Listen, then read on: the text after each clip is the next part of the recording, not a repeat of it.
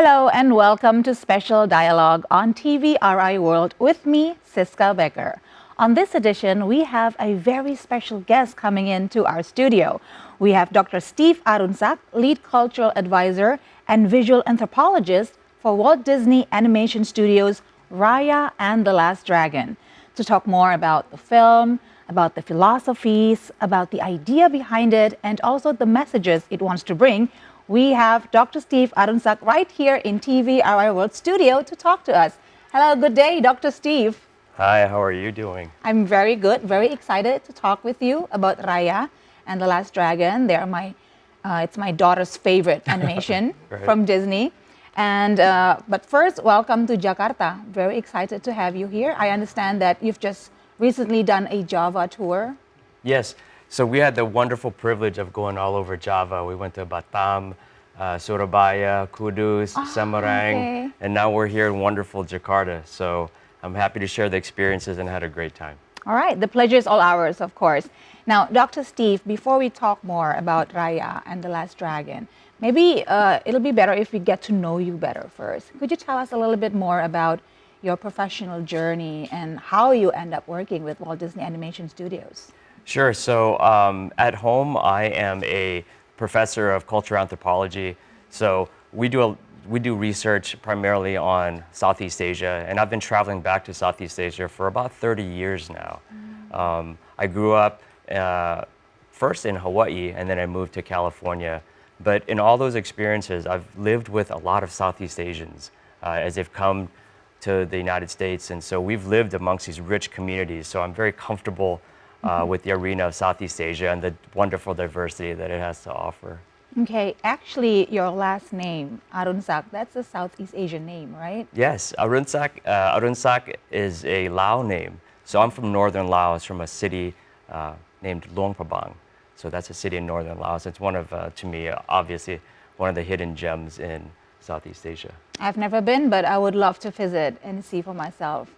Now, Dr. Steve, now please tell us about your profession, your job as Lead Cultural Advisor and Visual Anthropologist in Disney. What does that entail?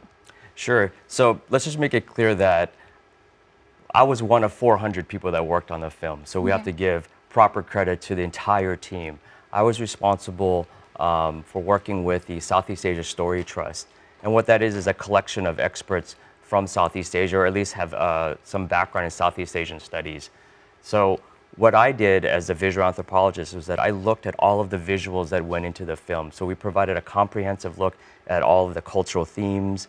I focused particularly on Sisu the dragon, Raya, her hat, the sword. So those are the two major aspects and some of the world building. But I looked at the overall comprehensive cultural themes and then the visuals that went into it, just making sure that it's anchored and inspired by Southeast Asia. Okay, it was really exciting for a lot of us, especially in the region, to see Southeast Asian culture being represented in a Disney movie. And I would love to talk more actually about those little details you just mentioned. But before that, I'm just curious about your own feelings and emotions when you were selected as one of the 400 people working in this film. Did you ever imagine in your career as an anthropologist that you'll be working for Disney Animation Studio? Right. So I mean, that's a dream. I think you never imagined that you'd have this opportunity. But I think that's an important lesson for young people, is to always prepare yourself and to be ready when these opportunities do come.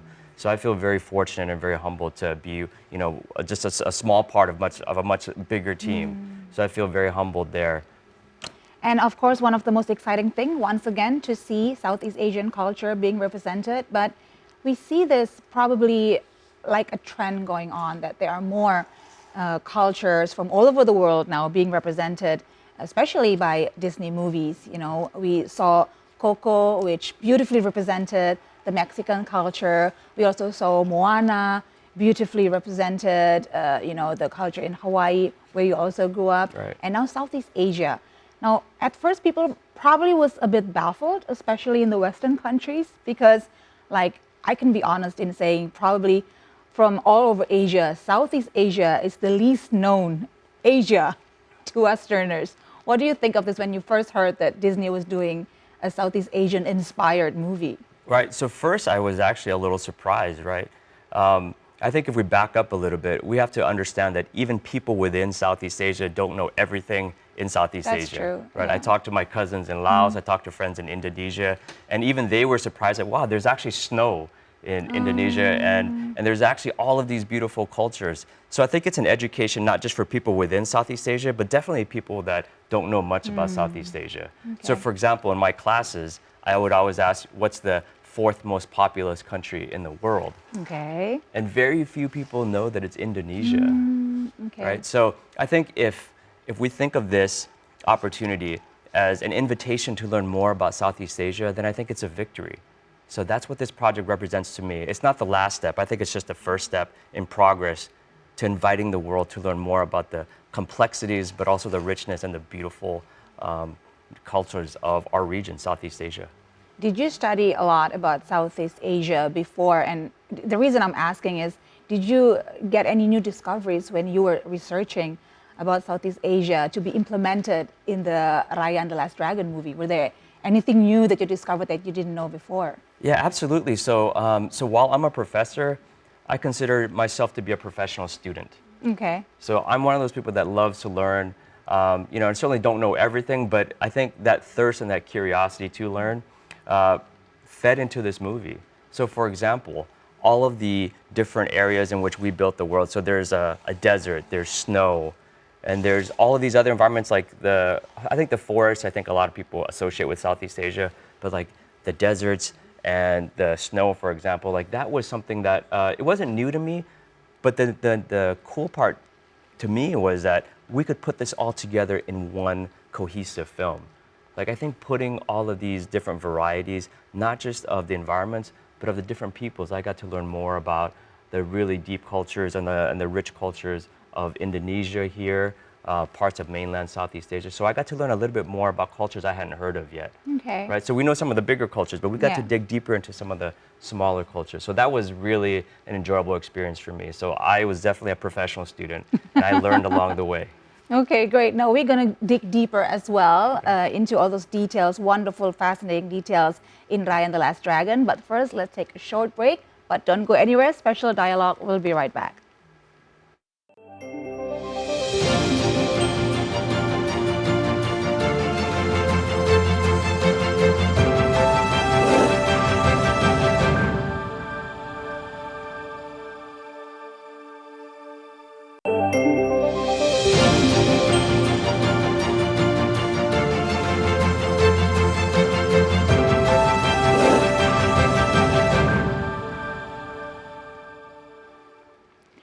Welcome back to Special Dialogue, still with my very special guest, Dr. Steve Arunsak, Lead Culture Advisor and Visual Anthropologist to Walt Disney Animation Studios, Raya and the Last Dragon. Dr. Steve, I think we scratched a bit on the surface about what you did for Raya and the Last Dragon. Now, before we go into further details about little tidbits of Indonesian culture and other cultures from the region that you use in the film, I'm just wondering about actually the process of creating these wonderful visuals that we see in the movie. Like, what was the process like? Did you get like a brief from Disney that you need to then accommodate, or did you present first your knowledge and expertise of the region? So the creative process is also is always one that is a discussion and a conversation. So they had a visual development team come up with some concepts that they wanted to try, and then as a visual anthropologist, I went in there and said, okay, this might be a little bit sensitive for this particular culture. So we give them some ideas of maybe of how to change it and modify it. But it's always a conversation. So they would come up with some ideas, and we would also come up with some ideas. I think an important thing to consider is that with this, we have so many ideas that it's easy to just want to put everything in. Yeah. There's so many beautiful things about our Yeah. region, right? Billions of things we could put in. But we wanted to make sure that it had to be both beautiful and meaningful Okay. to go Yeah. into this film. And cohesive. That's right. Yeah. And cohesive. It has to make story and has to make sense with the story. It has to tie it into the story. Okay. Now, to add to the complexity, this film was released in 2021. Correct. So it was made during the pandemic, right? Correct. What was that like? So Raya and the Last Dragon may have been the first animated feature film to be created at home. And you just think about okay. that for a second, right? Like Okay. 400 people now have to work remotely to finish a worldwide project to the highest standards. So the team and the wonderful IT team, they had to kind of think of ways to make sure that the people and the wonderful artists at home could work and link in and sync in with each other.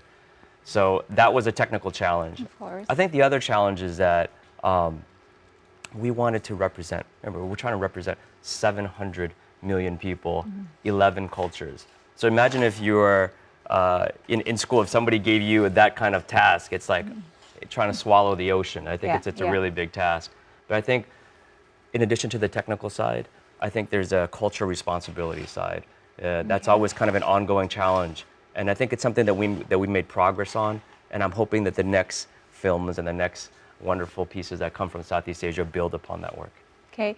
I remember watching it at home as well with my daughters, and we were very excited, to spot little references from Indonesian culture Sure. throughout the movie, especially the sword Yes. that Raya has. It very much looked like a keris. Now, please correct me if I'm wrong. Is that one of the inspiration?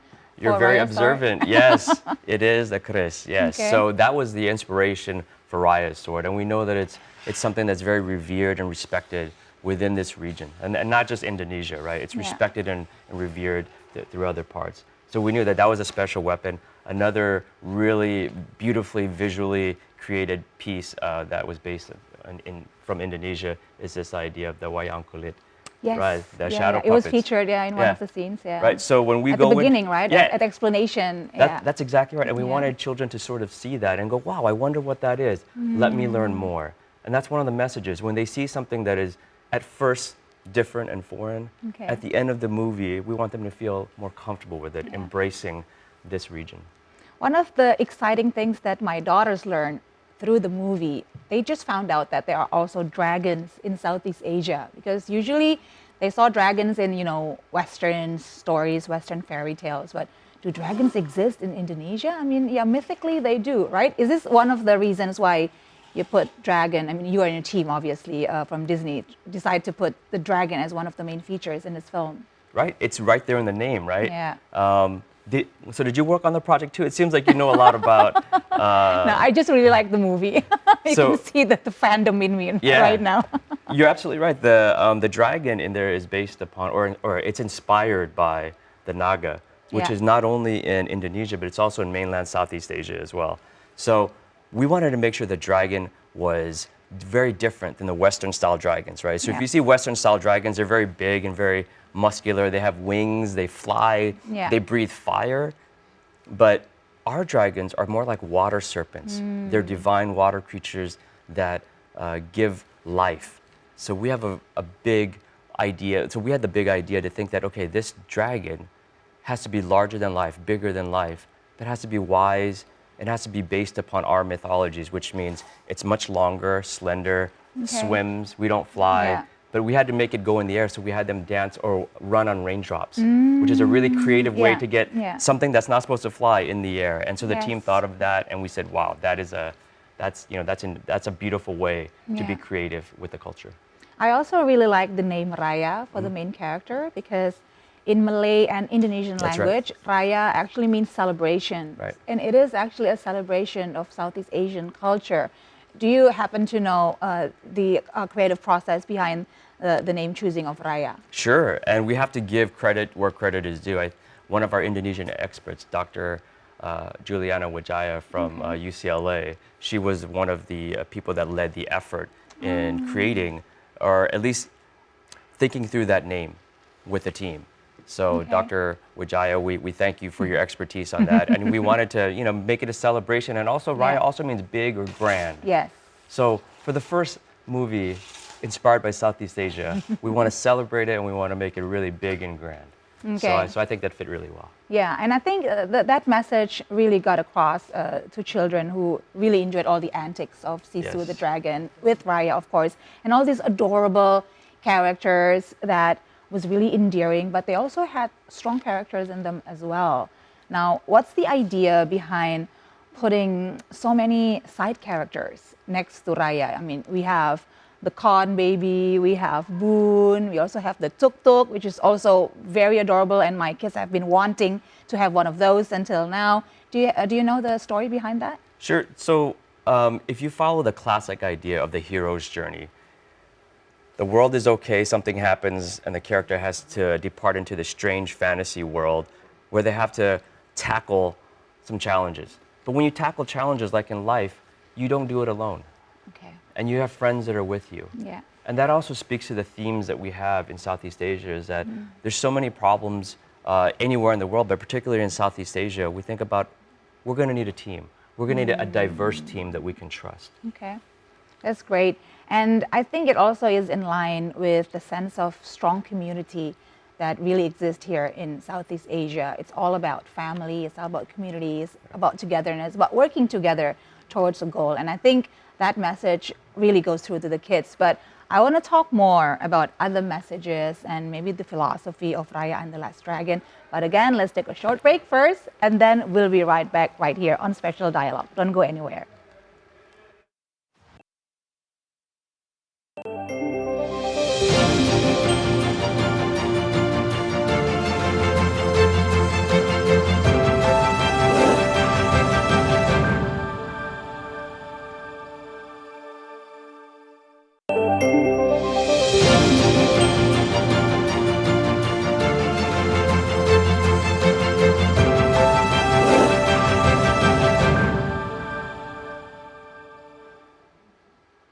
Thank you for staying with us on Special Dialogue with me, Siska Becker. Still with my guest, Dr. Steve Arunsak, lead cultural advisor and visual anthropologist that worked in Raya and the Last Dragon, the first animated film from Disney that features Southeast Asian culture. Dr. Steve, before we talk more about the philosophies behind Raya and the Last Dragon, I'm just wondering, did you get any feedback of the responses from the Southeast Asian communities about Raya and the Last Dragon, maybe in the US and also from the region here? Right. So when we do a worldwide movie like this, there's different regions of the world that might receive it very differently. So we think of it as a gift to the world. And, you know, people receive gifts in different ways, right? And I think overall, the reception has been really heartwarming and really welcoming. I've had a chance to travel through quite a bit of Southeast Asia to see what the response is. And I've sat there in the screenings with these kids, and they're, you know, running up and down when they see Sisu, you know, fly through the air and, you know, and just take Raya by her feet. So I see them laugh and I see them cry. But in the end, I see virtually all of them feel proud. And I think that is a victory for us, for those kids.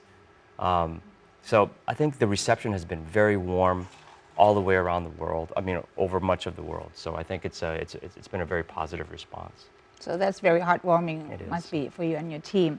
Now, I'm sure that a lot of you are hoping that the kids will get all the messages that you want to convey through this movie. Now, I don't, by the off chance of probably someone hasn't seen Raya and the Last Dragon, is someone watching right now, I'm not going to spoil the ending. Right. But one of the messages that I received from that very final ending scene is about trust, the need to trust one another.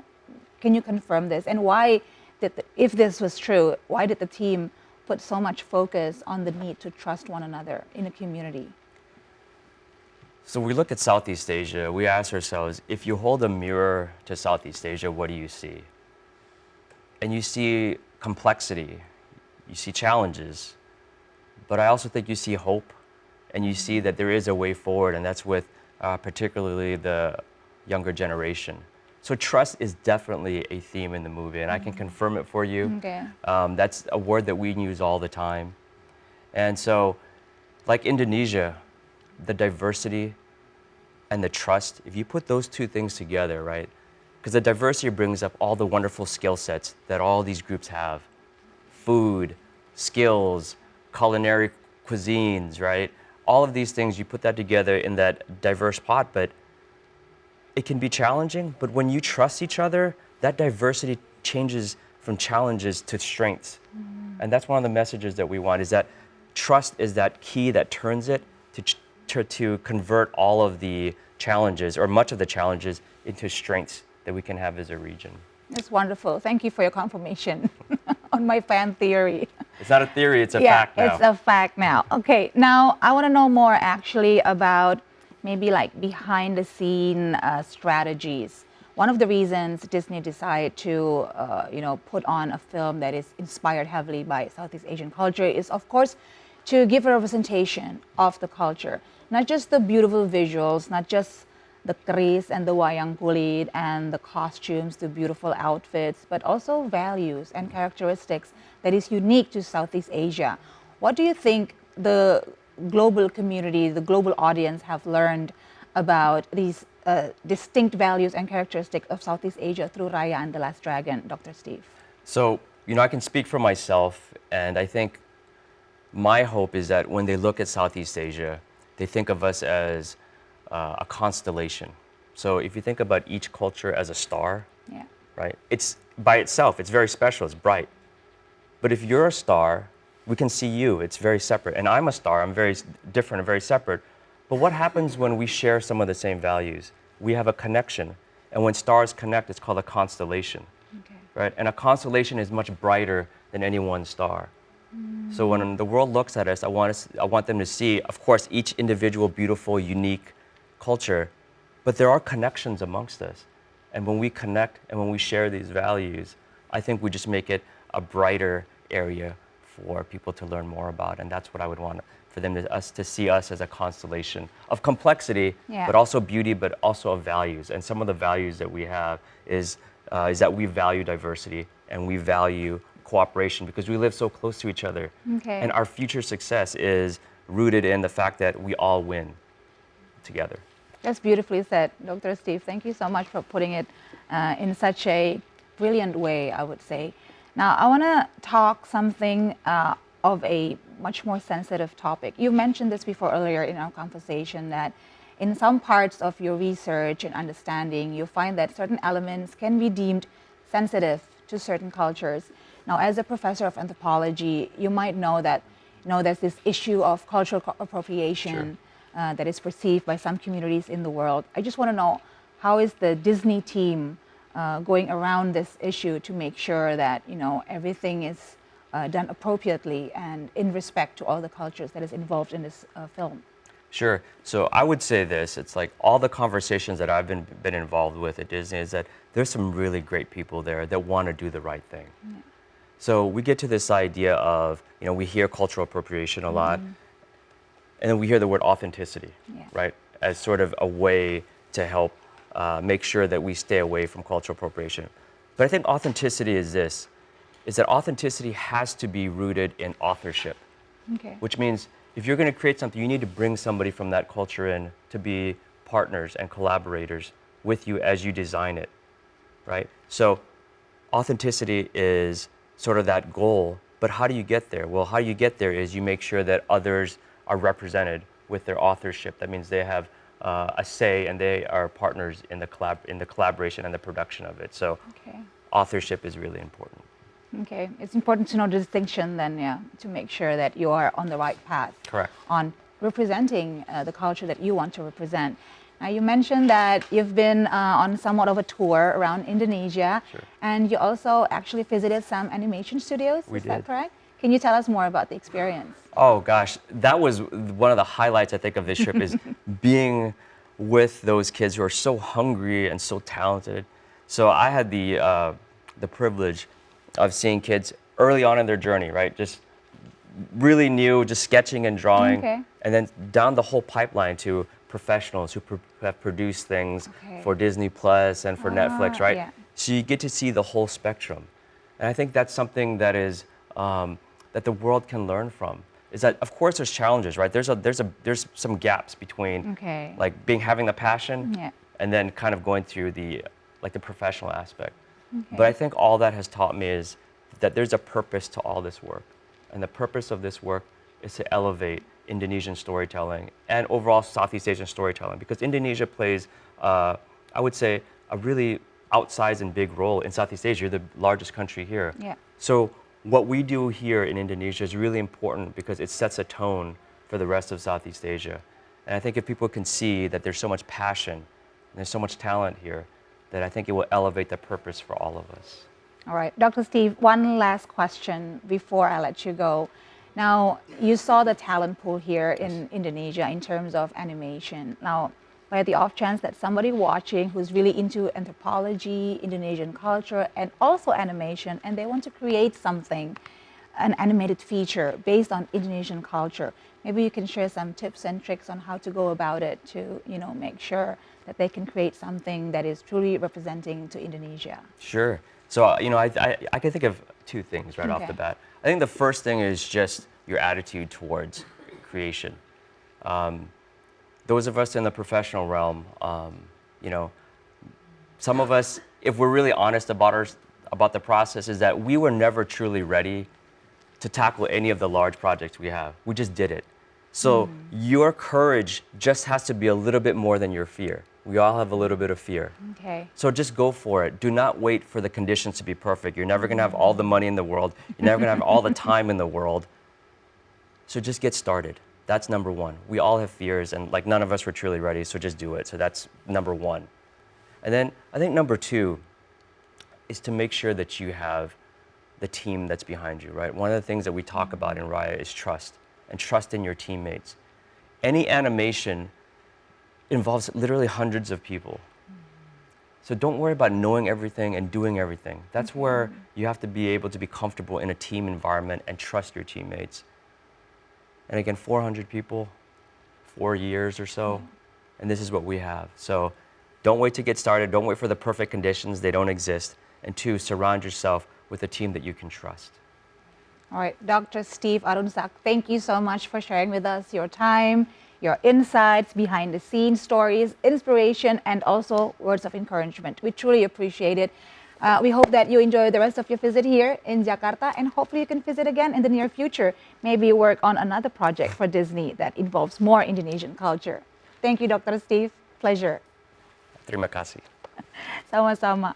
And that's the end of our special dialogue for today, but do stay tuned to more special dialogues right here on TVRI World. But in the meantime, if you haven't already, please see Raya and the Last Dragon only on Disney Plus to see the beautiful Southeast Asian culture represented right there on the screen. Thank you for watching. I'm Siska Becker. Till next time.